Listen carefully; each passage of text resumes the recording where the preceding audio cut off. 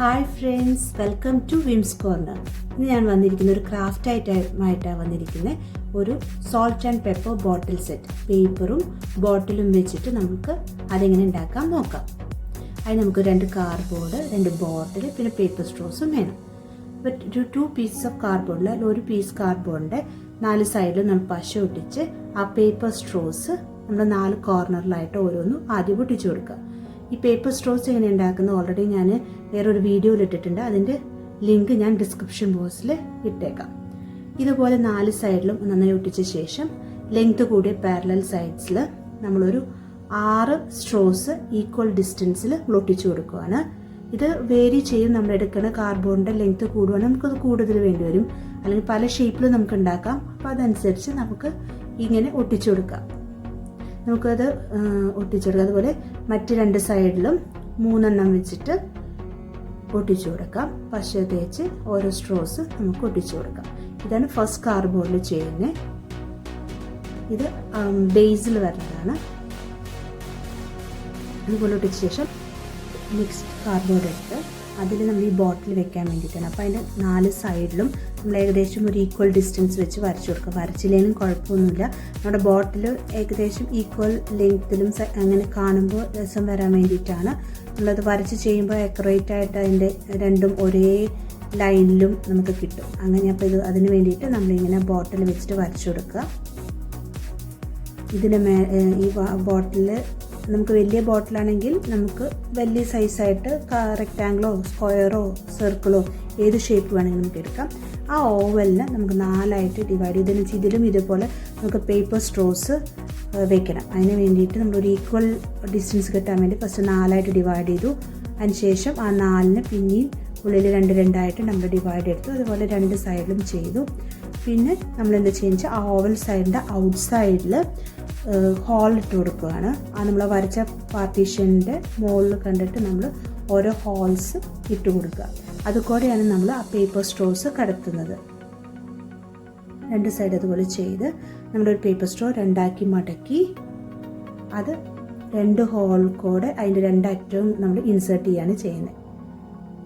2 whole കൂടെ 2 അതിൻ്റെ, അപ്പോൾ ഇതേപോലെ വരും. നമ്മൾ വലിക്കുമ്പോൾ അത് ഇതുപോലെ വരും. ഇതുപോലെ നമ്മൾ എല്ലാം ചെയ്യണം. നെക്സ്റ്റ് 2 ഹോൾസ് എടുത്ത് പേപ്പർ വെച്ച് ചെയ്യണം. ഇതേപോലെ 2 ഓവൽ ഷേപ്സ് നമ്മൾ ഫിനിഷ് ചെയ്തെടുക്കണം. എല്ലാവർക്കും ക്ലിയർ ആയെന്ന് വിചാരിക്കുന്നു. അതിനുശേഷം നമ്മൾ ബേസും ടോപ്പ് പോർഷനും കൂടെ ഒട്ടിച്ചു കൊടുക്കണം. നമ്മൾ ബേസ് വശം ചെയ്യുന്നത് എന്തിനാണെന്ന് വെച്ചാൽ ഒരു ട്രേ മെടഞ്ഞെടുക്കാൻ മുകളിൽ നമ്മുടെ ബോട്ടിൽ സെറ്റ് ചെയ്ത് വെക്കാനാണ്. അത് ചെയ്ത് ഫിനിഷ് ചെയ്യുമ്പോൾ നമുക്കത് കറക്റ്റായിട്ട് ക്ലിയർ ആവും. ഫസ്റ്റ് 2ഉം കൂടി ഒട്ടിച്ചു കൊടുക്കുക. ഒട്ടിച്ച ശേഷം നമ്മൾ ആ ബോട്ടിൽ വെച്ച് ആ ഒരു റബ്ബർ ബാൻഡ് ഇടുക. എന്ന് വെച്ചാൽ അതൊന്ന് സ്ട്രെയിറ്റ് ആയിട്ട് നിൽക്കാൻ, നമുക്ക് മെടഞ്ഞ് വരുമ്പോൾ അത് സ്ട്രെയിറ്റ് ആയി നിൽക്കാൻ വേണ്ടിയിട്ട് നമ്മൾ അങ്ങനെ ചെയ്യുന്നത്. ഇല്ലെങ്കിലും കുഴപ്പമില്ല. ഇനി നമുക്ക് ട്രേ എങ്ങനെയാണ് ഉണ്ടാക്കാൻ നോക്കാം. ഇതുപോലെ ഒരു സ്ട്രോ നടുമടക്കി ഏതെങ്കിലും ഒരു സൈഡിൽ നിന്ന് സ്റ്റാർട്ട് ചെയ്യാം. അത് ഏത് സൈഡായാലും കുഴപ്പമൊന്നുമില്ല. ഇങ്ങനെ എടുത്ത് ആ പേപ്പർ ഒന്ന് ട്വിസ്റ്റ് ചെയ്യാം. അത് കഴിഞ്ഞിട്ട് രണ്ടാമത്തെ ആ മറ്റേ സ്ട്രോ ഇതിൻ്റെ ഇടയിൽ കൂടെ എടുക്കുക. പറയുമ്പോൾ ക്ലിയർ ആവില്ല, നിങ്ങളത് വീഡിയോ കാണുമ്പോൾ മാത്രം അത് ക്ലിയർ ആവത്തുള്ളൂ.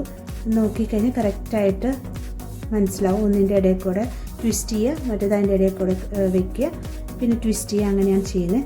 പിന്നെ അത് നമ്മുടെ ആ സ്ട്രോൻ്റെ ലെങ്ത്ത് കഴിഞ്ഞാൽ അത് ജോയിൻ ചെയ്യുന്നത് നമ്മൾ ജസ്റ്റ് അതിൻ്റെ അറ്റം ഒന്ന് ചിരിച്ച് വെട്ടിയിട്ട് മറ്റേ നമ്മളെടുത്ത സ്ട്രോ അതിൽ കൂടെ നമ്മൾ ഇൻസേർട്ട് ചെയ്യാണ് ചെയ്യുന്നത്. ഇതേപോലെ തന്നെ 2 അറ്റം നമുക്ക് ചെയ്യാം. അപ്പോൾ നമുക്കത് തീർന്നാലും നമുക്ക് ജോയിൻ ചെയ്യാം.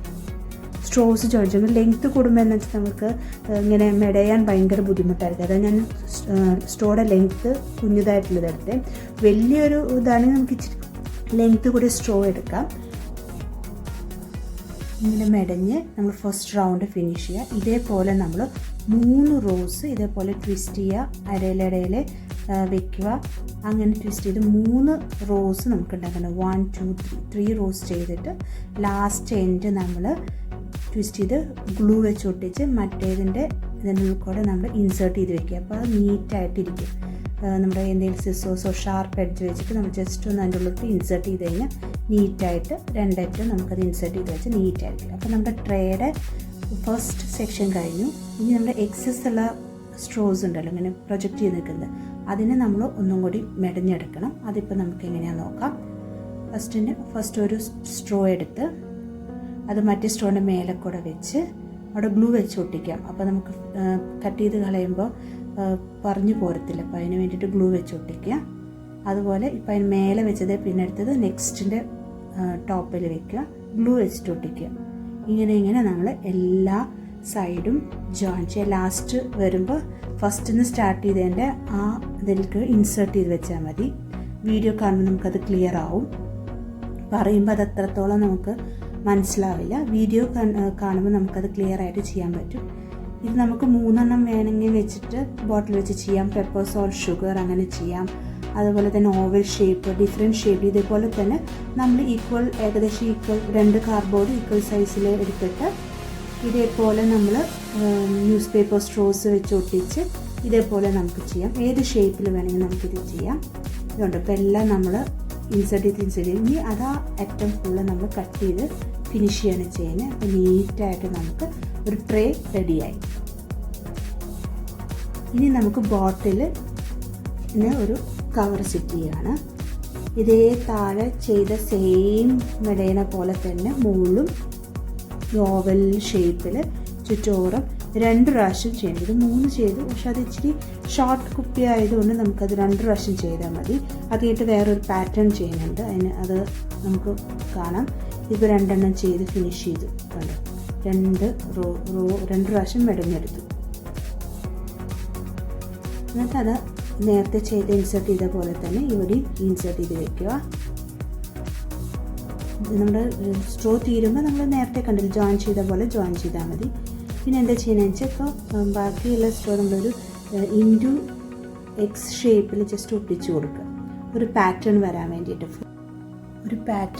വേണ്ടിയിട്ട് ഫുള്ളായിട്ട് നമ്മൾ മെടഞ്ഞ് കഴിഞ്ഞ് വൃത്തി ഉണ്ടാവില്ല. ഒരു മിനിറ്റ് നമ്മൾ ഇൻറ്റു ആയിട്ടെല്ലാം ഒട്ടിച്ച ശേഷം അതിന് കുറച്ച് ഗ്യാപ്പ് വിട്ടിട്ട് ആ ഇൻറ്റുവിൻ്റെ ഇതിൻ്റെ മേലെ കണ്ടിട്ട് പിന്നെയും താഴെ മെടഞ്ഞ പോലെ തന്നെ നമുക്ക് മുകളിൽ 2 പ്രാവശ്യം മെടഞ്ഞു കൊടുക്കുക. അപ്പോൾ നമുക്കൊരു ഗ്യാപ്പ് ഇട്ടിട്ട് പിന്നത്തെ മെട വരുമ്പോൾ കാണാൻ നമുക്ക് പെപ്പറും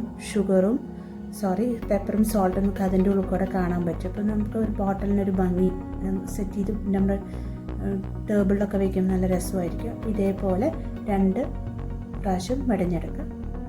സെയിം താഴെ ചെയ്ത പോലെ തന്നെ അത് 2 കഴിഞ്ഞ് കഴിഞ്ഞാൽ നമ്മൾ ഇതേപോലെ കട്ട് ചെയ്ത് ഒട്ടിച്ചു കൊടുക്കുക. ഇൻസേർട്ട് ചെയ്ത് വെക്കുക അതിൻ്റെ ഉള്ളിൽ. അപ്പോൾ അത് പുറത്ത് വരത്തില്ല. കുറച്ച് ഗ്ലൂവും കൂടി ഒട്ടിച്ച് കഴിഞ്ഞാൽ സ്ട്രോങ് ആയിട്ടിരിക്കും. പിന്നെ മുകളിൽ വരുന്ന എക്സസ് ഇത് നമ്മൾ കട്ട് ചെയ്ത് കളയാണ് ചെയ്യുന്നത്. താഴെ ട്രെയിൽ നമ്മളത് പിന്നെയും ഒന്ന് മെടഞ്ഞു. അതിൻ്റെ ആവശ്യമില്ല, സ്മോൾ ബോട്ടിലല്ലേ. അപ്പോൾ അതുകൊണ്ട് നമ്മളത് കട്ട് ചെയ്തിട്ട് ഒന്ന് ഗ്ലൂ വെച്ച് ഒട്ടിച്ചു. അത് പിന്നെ എങ്ങും പോകത്തില്ല, സ്ട്രോങ് ആയിട്ട്. ഇതേപോലെ തന്നെ 2 സൈഡും ഫസ്റ്റ് ചെയ്ത പോലെ തന്നെ സെക്കൻഡ് ബോട്ടിലും നമ്മൾ അങ്ങനെ ഫിനിഷ് ചെയ്യും. പിന്നെ നമുക്കത് ക്യാപ്പ് ഒന്ന് ഡെക്കറേറ്റ് ചെയ്യാൻ വേണ്ടിയിട്ട് ഞാൻ അവിടെ ന്യൂസ് പേപ്പർ ത്രെഡാണ് ഉപയോഗിച്ചിരിക്കുന്നത്. അതെങ്ങനെയാണ് ഉണ്ടാക്കുന്നത് ഓൾറെഡി ഞാനൊരു വീഡിയോ ഇട്ടിട്ടുണ്ട്.